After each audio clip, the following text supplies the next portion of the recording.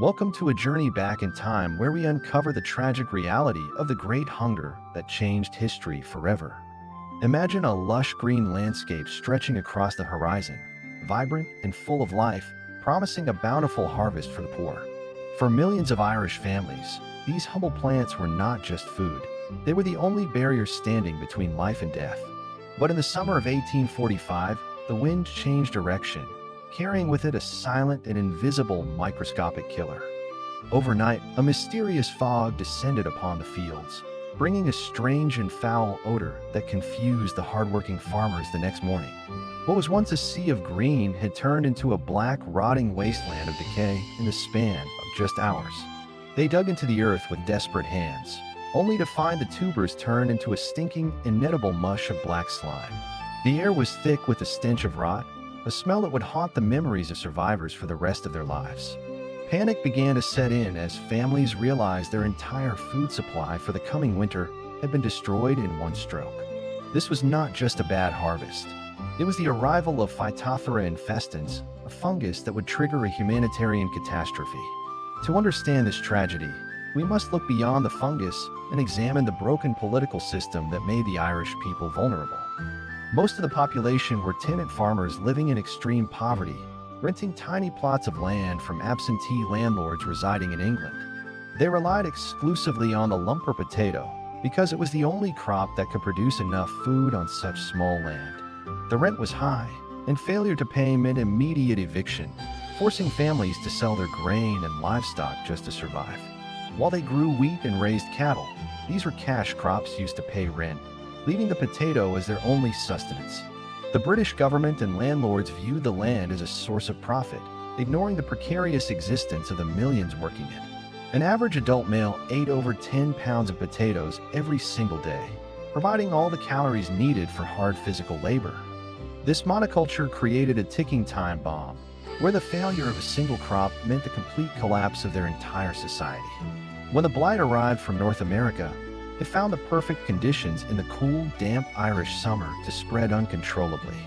The airborne spores traveled on the wind, infecting field after field, turning the food source of an entire nation into poisonous black slime.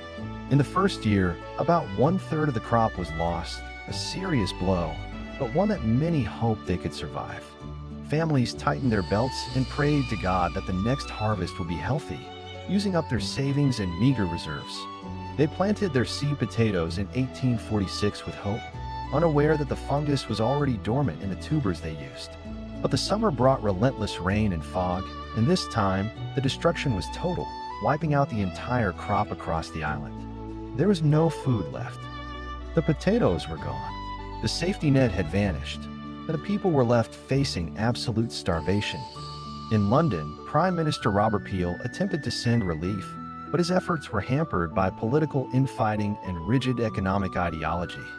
He imported Indian corn from America, but it was hard as flint, difficult to cook, and caused digestive problems for the starving. Control of relief fell to Charles Trevelyan, who believed that the famine was a divine judgment and that the market should not be disturbed. In a cruel twist of fate, armed soldiers guarded convoys of food leaving Ireland for export while the people dying on the roadside watched. Ireland was producing enough food to feed its population, but the economic system prioritized rent and profit over human life and survival. The government set up public works schemes, forcing starving men to perform hard labor building useless roads just to earn a few pennies. Many died on these roads, their bodies too weak to lift a hammer, collapsing from exhaustion in the freezing rain and mud. The winter of 1847 was one of the coldest on record, turning the country into a frozen graveyard for the destitute. Inside the cottages, entire families lay down together to die, too weak to bury their dead, as the fire in the hearth faded. Starvation was not the only killer. Diseases like typhus and relapsing fever swept through the weakened population, claiming thousands of lives daily. The government then shifted the burden of relief to local landlords, giving them a financial incentive to clear the land of tenants. This led to mass evictions.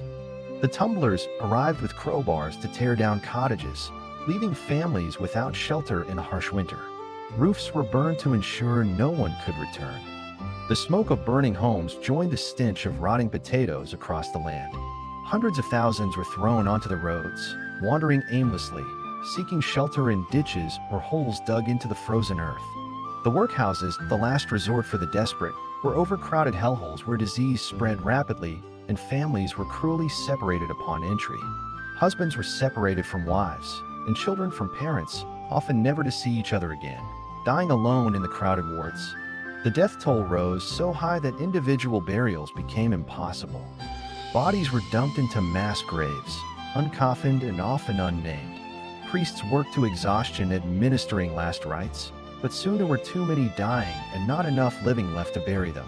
In less than a decade, Ireland lost a quarter of its population. 1 million died of starvation and disease, and another million fled. For those who had a little money or a landlord willing to pay their passage, the only hope lay across the Atlantic Ocean. They flocked to the ports, boarding ships bound for America, Canada, and Australia, desperate to escape the land of death. These vessels became known as coffin ships because of the horrific mortality rates suffered by the passengers during the transatlantic voyage. Conditions below deck were appalling. Hundreds were crammed into spaces meant for cargo, with no ventilation, clean water, or sanitation. Typhus ran rampant in the confined spaces. On some voyages, 30% of the passengers died and were buried at sea.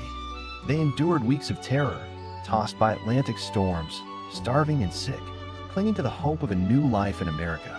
Those who arrived in Canada often faced quarantine at Grosse Isle, where thousands more died just yards away from freedom. But for the survivors who reached New York or Boston, they stepped onto land with nothing but the rags on their backs. They arrived traumatized and destitute, facing discrimination and hardship, but they were alive and they had escaped the hunger. They crowded into the slums of American cities, taking the hardest and most dangerous jobs to build a future for their children. The Irish built the railroads, the canals, and the cities of America, turning their tragedy into a foundation of strength and resilience. Women worked as domestic servants and in factories, sending every spare penny back home to pay the passage for family members left behind. This chain migration emptied Ireland further, but created a powerful global diaspora that would eventually change the political landscape of both nations. Today, the population of Ireland is still lower than it was before the famine, a unique demographic scar in the modern world. Memorials stand in Dublin and across the world, silent witnesses to the suffering of those who starved and those who were forced to flee. We look back not just to remember the dead, but to understand how political failure and prejudice can turn a natural event into a genocide. The descendants of those who fled on coffin ships rose to become presidents, artists, and leaders, shaping the world we live in today. The Great Hunger broke the heart of Ireland, but it did not break its spirit. The story is one of survival against all odds. As we walk through the green fields of Ireland today, we remember the silence of the past and the voices that were lost. Let this history serve as a reminder of our shared humanity and the duty to protect the vulnerable in times of crisis. The grass has grown over the mass graves, but the story of the Great Famine remains etched into the soul of the nation. The Atlantic Ocean, once a graveyard, is now a bridge connecting a global family bound by history, heritage, and resilience. We tell this story so that the millions who perished are never forgotten, and so their silence continues to speak to us today. Thank you for watching this reconstruction. If this story moved you, please subscribe to AI Historical Reconstruction for more deep dives. From the quays of Dublin to the harbors of New York, stone monuments stand as eternal witnesses to a people's suffering and strength. Each name represents a life cut short, a dream unfulfilled, and a family broken apart by forces beyond their control or understanding.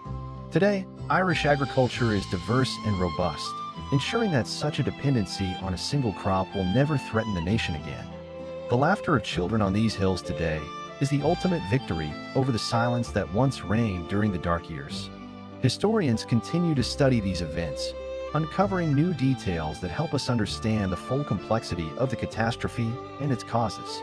The genetic legacy of the survivors is woven into the fabric of nations across the globe, a testament to their endurance. Ruined villages, known as clachans, still the landscape, ghostly reminders of communities that lived, loved, and died together. We cherish the abundance we have today, knowing the price that was paid by our ancestors to ensure our survival and prosperity. Replica ships now sail these routes not in desperation, but in honor of the courage it took to cross the unknown ocean. The sorrow of the famine is preserved in Irish music and song, haunting melodies that carry the collective memory of the people. These stone walls, built by starving hands for pennies, stand as enduring physical scars on the landscape of the west of Ireland. Like ripples in a dark lake, the consequences of the famine spread outward, touching every aspect of Irish culture, religion, and politics.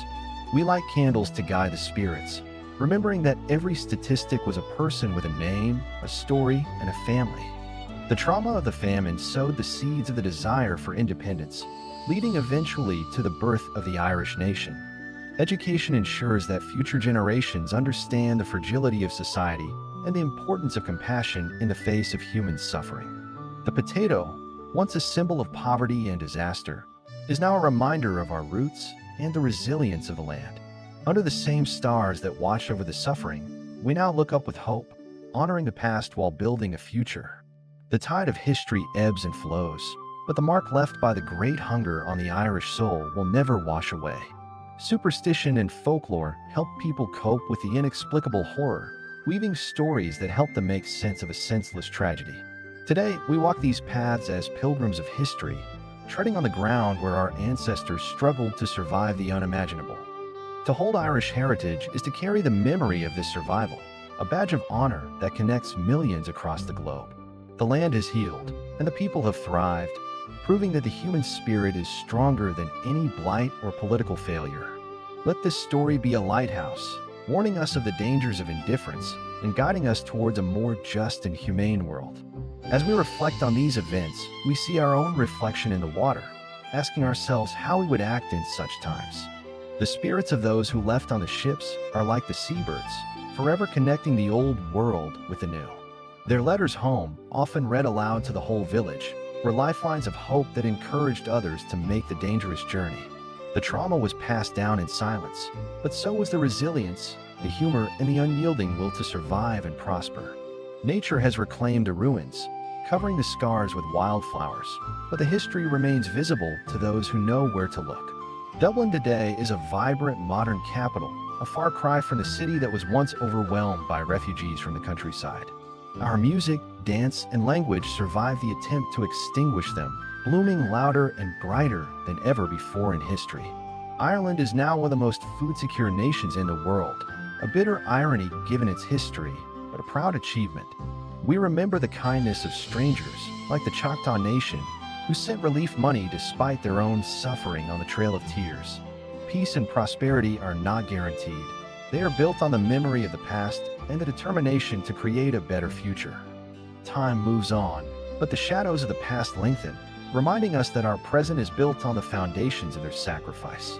We walk in their footsteps, honoring their struggle by living our lives with gratitude, courage, and a deep sense of shared humanity. The fire in the hearth burns brightly again, a symbol that the Irish people have weathered the storm and come home. This island, with its tragic history and breathtaking beauty, remains a testament to the enduring power of the human spirit to survive. From the fields of blight to the coffin ships, we have witnessed the story of a people who refuse to be erased. We have seen how a microscopic organism and a rigid political system combined to create one of history's greatest human tragedies. The Great Hunger changed Ireland, America, and the world, leaving a legacy that continues to shape our lives and societies today. We honor the memory of the million who died and the million who fled, ensuring their suffering was not in vain. As the candle fades, let us carry the light of their memory forward, illuminating the dark corners of our shared history. This video is dedicated to the men, women, and children who suffered during those dark years. May they rest in eternal peace. Thank you for watching. To support our work and see more historical reconstructions, please like this video and subscribe to our channel. Join us next time as we uncover another chapter of our past. Until then, keep exploring history. This is AI Historical Reconstruction.